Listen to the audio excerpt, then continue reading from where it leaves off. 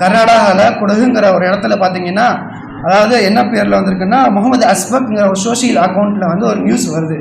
என்ன நியூஸ்ன்னு பார்த்தோம்னா, அங்கே உள்ள அந்த குடகுங்கிற அந்த இடத்துல அங்கே உள்ள இந்து மத கடவுளை தாக்கி வந்து ஒரு கருத்து அதில் பதிவு செய்கிறாங்க. அங்கே உள்ள இந்து பெண்களை தாக்கி ஒரு கருத்து பதிவு செய்கிறாங்க.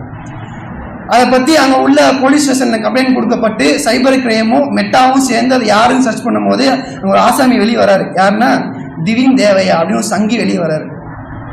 அப்படிப்பட்ட அந்த சங்கி இஸ்லாமியர்களை பற்றி தவறான கருத்துக்களை பதிவு செய்து நம் சகோதர மதத்திற்கும் நமக்கும் ஒரு பெரிய ஒரு சண்டையை மூட்டிவிட வேண்டும் என்ற நோக்கத்தில் ஒருத்தர் மட்டும் இல்லை, பல ஆயிரம் உதாரணங்கள் இருக்கு. இதை பற்றி நாம் தெரிஞ்சுக்கிறதுக்கும் அவர்களை தடுத்து நம் மறுபதிவு போடுவதற்கும் நம்ம கிட்ட ப்ராப்பரா ஒரு ஐடி இங்காவது இருக்கா ஆளுங்கள்ட்ட இன்னைக்கு பெரிய கேள்விக்குறிதான். அதே போல இன்னைக்கு நம்ம கிட்ட அனாலிசிஸ் டீம் இருக்காங்க. அதாவது அடுத்த 50 ஆண்டுகளில் இந்த மக்களின்